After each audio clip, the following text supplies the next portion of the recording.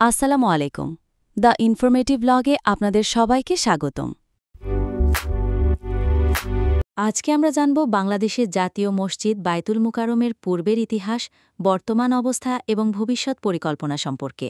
বাংলাদেশের জাতীয় মসজিদ বায়তুল মুকাররম মসজিদ ঢাকার কেন্দ্রস্থল অবস্থিত এবং এটি মুসলমানদের সবচেয়ে গুরুত্বপূর্ণ ধর্মীয় স্থানগুলোর মধ্যে একটি।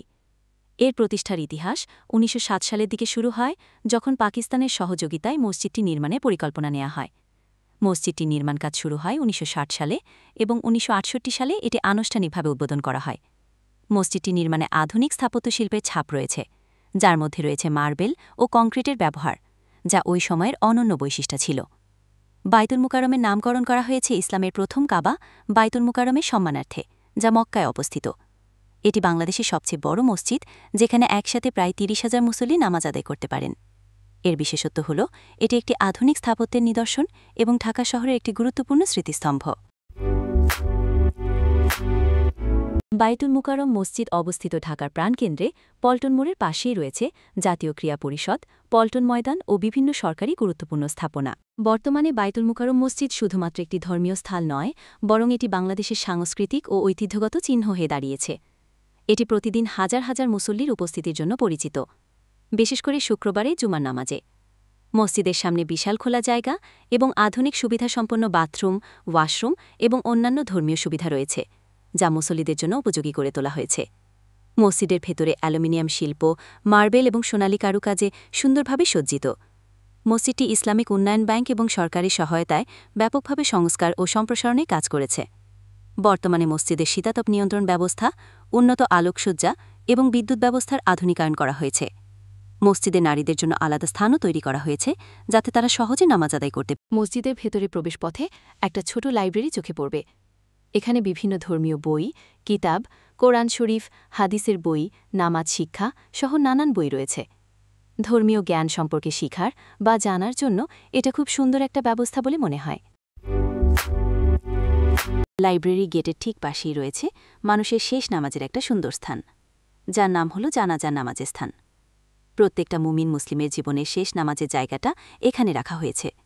একদিন তো সবাইকে এই পৃথিবীর মায়া ছেড়ে পরপারে বাড়ি দিতে হবে। তাহলে কিসের এত অহংকার, কিসের এত হিংসা? মানুষ হয়ে জন্ম নিয়েছি মানে মরতে একদিন হবেই। সুতরাং শুধু এই মিছে মায়ার সংসারের জন্য জীবন শেষ করলে হবে না, পরপারের জন্য জীবন দশায় আল্লাহর দেখানো পথে চলার চেষ্টা করতে হবে। এই অংশটা হলো মূল নামাজের জায়গার বাহিরের অংশ। এখানে মানুষ নামাজ শেষে একটু বিশ্রাম নেয়, একটু ঘুমিয়ে শরীরটাকে ঠিক করে তোলে। যতটা বড় এই মসজিদ, ঠিক ততটাই সৌন্দর্যময় এই জাতীয় মসজিদটি। বাংলাদেশের মানুষ খুব ভাগ্যবান এত সুন্দর একটা মসজিদ জাতীয় মসজিদ হিসেবে পেয়েছে বলে।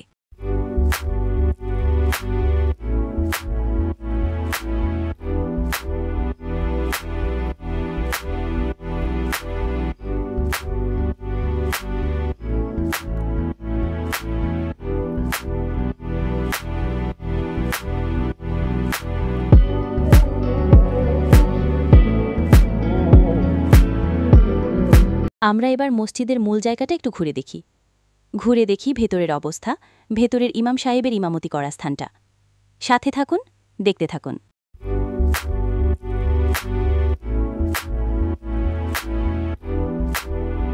কত না সুন্দর ভেতরের কারুকাজ! যত দেখি মন তত দেখার ইচ্ছে এবং আগ্রহ প্রকাশ করে। বিশ্বাস করতে কষ্ট হয়, আজ থেকে ৩৫-৪০ বছর আগের মানুষের রুচি কতটা সুন্দর, কতটা মার্জিত ছিল। যাদের ইচ্ছে এবং ভালোবাসায় আমরা আজ এত সুন্দর একটা মসজিদ পেয়েছি এবং এত সুন্দর একটা মসজিদে নামাজ পড়ার জন্য সুযোগ পেয়েছি, আল্লাহ ওই সমস্ত মানুষগুলোকে অনেক অনেক ভালো রাখুক, বেঁচে থাকলে সুস্থ রাখুক। এই স্থানটাতে দাঁড়িয়ে ইমাম সাহেব জুমার খুতবা দিয়ে থাকেন। ৫ ওয়াক্ত নামাজের ইমামতি এই জায়গাটা থেকে করে থাকেন। যারা এই স্থানটাতে নামাজ আদায় করতে পেরেছেন, তারা তো অনেক সৌভাগ্যবান মানুষ। আর যারা এখনও এই মসজিদে নামাজ আদায় করতে পারেন নাই, তাদেরকে আল্লাহ যেন এই স্থানটাতে নামাজ আদায় করা তৌফিক দান করুক। যত দেখবেন ততটাই মুগ্ধ হয়ে যাবেন। সুন্দর, অনেক সুন্দর। এখানে নামাজ পড়তে অনেক শান্তি লাগে। আল্লাহ বাংলাদেশের সকল মুমিন মুসলিম বান্দাকে এই মসজিদে নামাজ পড়ার জন্য সুযোগ ও তৌফিক দান করবেন।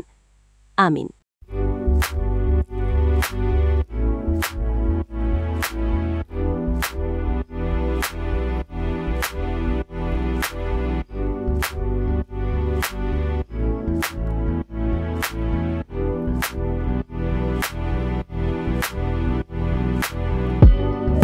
এটি হল একটা ফুলের টব বা ফুলের ছোট্ট একটা বাগান। উপরে খোলা ছাদ, আলো, বৃষ্টি সব মিলে অনেক সুন্দর। এখন যা দেখতে পাচ্ছেন, বাইতুল মুকাররম জামি মসজিদের এটা খুব গুরুত্বপূর্ণ এবং আকর্ষণীয় একটা স্থান, যা অজুখানা বলা হয়। কিন্তু বিষয় হল, এটা সম্পূর্ণ ভিন্ন রকম একটা অজুখানা। আপনারা দেখতেই পাচ্ছেন, এটা অনেকটা গ্রামের পুকুরের আদলে তৈরি করা। গ্রামের পুকুরে স্থান বাঁধা সিঁড়ি থাকে অজু করার জন্য। অনেকটা ওরকমই সুন্দর মনোমুগ্ধকর একটা পরিবেশ। এখানে অজু করতে অন্যরকম একটা শান্তি অনুভব হয়, ভালো লাগে। এরপর আমরা দেখাব বাইতুল মোকাররম জামে মসজিদের আরেকটা অজুখানা। গতানুগতিকভাবে সব মসজিদে যেমন অজুখানা থাকে, এটাও অনেকটা সেম। এখানে একসাথে কয়েকশো মানুষ অজু করতে পারে। এতে করে নামাজের সময় অজু করা নিয়ে খুব একটা সমস্যা সৃষ্টি হয় না। মানুষ সুন্দরভাবে বসে একজনের পর একজন অজু করতে পারে। এ অজুখানাগুলোতে রয়েছে পর্যাপ্ত পরিমাণে পানি সরবরাহের ব্যবস্থা।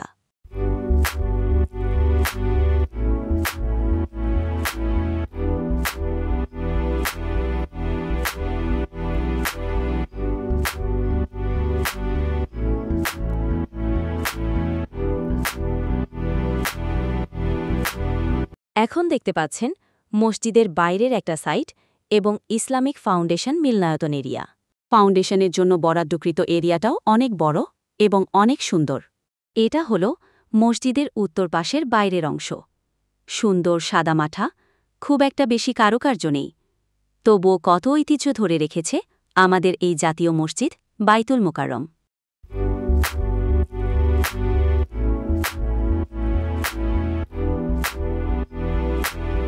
এখানে পেয়ে যাবেন ইসলামিক ফাউন্ডেশনের কেন্দ্রীয় একটি লাইব্রেরি। এখানে সকল প্রকার ইসলামিক বই পাওয়া যায়।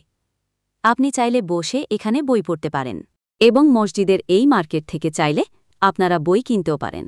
এবার আপনাদেরকে দেখাবো বাইতুল মুকাররম জামে মসজিদের সবথেকে গুরুত্বপূর্ণ এবং জরুরি একটা স্থান। আমাদের জাতীয় মসজিদের যত বৈদ্যুতিক ব্যবস্থা রয়েছে, সমস্ত বৈদ্যুতিক ব্যবস্থা এই কক্ষ থেকে নিয়ন্ত্রিত হয়ে থাকে। আপনারা হয়তো দেখছেন, এটা পুরাটাই একটা হাই ভোল্টেজ বৈদ্যুতিক ব্যবস্থাপনা কক্ষ। বাইতুল মুকাররম জামে মসজিদের ভিতরে এবং বাইরে দোকানপাটসহ যাবতীয় যত বিদ্যুৎ প্রয়োজন হয়, সকল বিদ্যুৎ এখান থেকে সাপ্লাই হয়ে থাকে এবং এখান থেকেই বিদ্যুৎ নিয়ন্ত্রণ করা হয়। তাই মনে করা হয় আমাদের জাতীয় মসজিদের জন্য এটি একটি গুরুত্বপূর্ণ কক্ষ।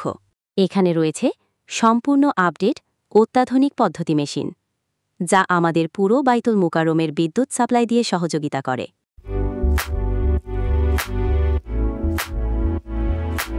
মসজিদের ঠিক বাইরে এরকম ছোট ছোট অনেকগুলো দোকানপাট দেখতে পাবেন। এখান থেকে কম দামে আপনার প্রয়োজন অনুযায়ী নামাজের যাবতীয় জিনিসপত্র কেনাকাটা করতে পাবেন। মসজিদের বাইরে আরেকটি অংশবিশেষ। এখানে রয়েছে সুন্দর একটা সবুজে ঘেরা গাছের বাগান, মনোমুগ্ধকর একটা সুন্দর পরিবেশ। আপনার চাইলে একটু হাঁটতেও পাবেন, সময়ও কাটাতে পাবেন। নামাজ শেষে একটু ঘুরতেও পাবেন। বাগানটা একটু ঘুরে দেখলাম। বিকেলবেলা ঠান্ডা নিরিবিলি সবুজে ঘেরা একটা বাগান দেখে খুব ভালো লেগেছে। নামাজ শেষে আপনারা চাইলে এখানে এসে ঘুরে যেতে পারেন। বাগান দেখতে দেখতেই আজকের মতো শেষ হল আমাদের বাংলাদেশের জাতীয় মসজিদ বাইতুল মোকাররমের তথ্যচিত্র। কিছুটা ইতিহাস, কিছুটা বর্তমান, কিছুটা ভবিষ্যৎ পরিকল্পনা সম্পর্কে জানাতে পেরেছি বলে খুব ভালো লাগছে। এরকম আরও বিভিন্ন রকম ইনফরমেটিভ ভিডিও পেতে আমাদের চ্যানেলটি সাবস্ক্রাইব করবেন। বেল আইকনে ক্লিক করে পাশে থাকুন। আসসালামু আলাইকুম। আবারও দেখা হবে নতুন কোনো ভিডিও নিয়ে। ততক্ষণ পর্যন্ত সুস্থ থাকুন, ভালো থাকুন। আল্লাহ হাফেজ।